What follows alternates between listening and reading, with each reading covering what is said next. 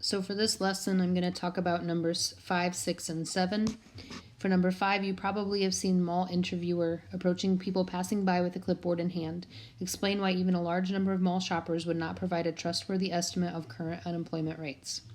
So this would be a convenience sample. If you look at my notes that I have here, this is a convenience sample that will most likely overestimate the unemployment rate because people without jobs would typically have more time to shop at the mall than those employed. So it doesn't mean that we would have any reliable estimate of the current unemployment rate, just that many of the people who would be shopping may be unemployed. For number 6, you're planning a report on apartment living in a college town. You decide to select 3 apartment complexes at random for an in-depth interview with residents. Using an SRS method to randomly choose 3 complexes and then justify your method. So we have all of these from Ashley Oaks to Williamsburg, and they're in alphabetical order. I would number the complexes from 1 to 33, moving down the list. And Ashley Oaks would be 1, Bay Point would be 2. You could label them in any order you want to. I think I would do it alphabetically. Then I would go to the graphing calculator and do math, prob, rand int from 1 to 30, and I want to choose 3 complexes. This method will give equally likely chances of being chosen.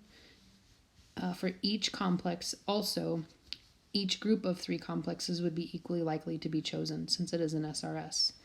The other method that we can use is that we would assign the numbers 0, 1 to 3, 3, and we would use a list of random integers that were given.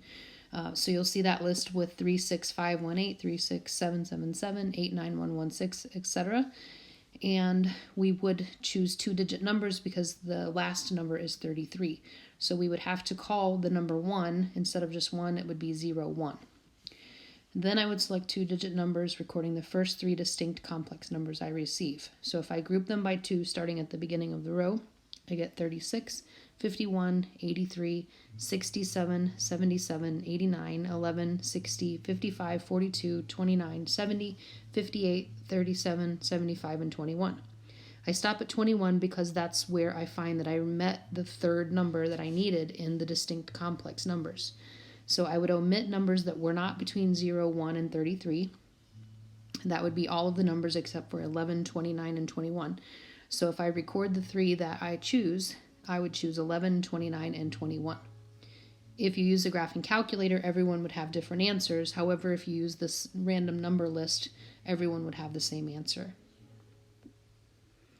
And then lastly, number 7, the local genealogy society in Coles County, Illinois, had compiled records on all 55,914 gravestones in cemeteries in the county for the years 1825 to 1985. Historians plan to use these records to learn about African Americans in Coles County's history. They first choose an SRS of 395 records to check their accuracy by visiting the actual gravestones. So explain how you would use technology or Table D, this is in your textbook, to choose the SRS. Your description should be clear enough for a classmate to obtain your results. So for mine, I put, using a graphing calculator, number the gravestones from 1 to 55,914. It's not important to put 00001 to match the digits in 55,914 if you are using a graphing calculator. But if you're using the chart on Table D, then you would need to give the number 1 4 zeros in the front of it so that it matched the same digits as 55,914. Using the randint, I would do 1, 55,914, 395 to choose 395 distinct stones. Remember that we don't repeat stones.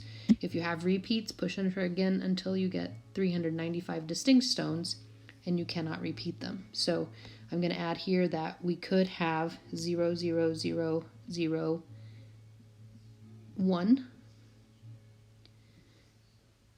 to 55,914 if we had to use one of those lists of random numbers that we used above in this question with 36, 36518, 36777.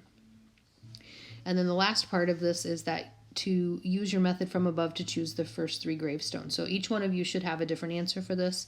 Use the method that I have written above, using your graphing calculator to generate the first 3 of the 395 gravestones you would select. Use randint 1, 55,914, 395, and record the first 3 distinct numbers that you have. All right, thank you very much, and have a good night. I will see you tomorrow. We'll do some more examples of these.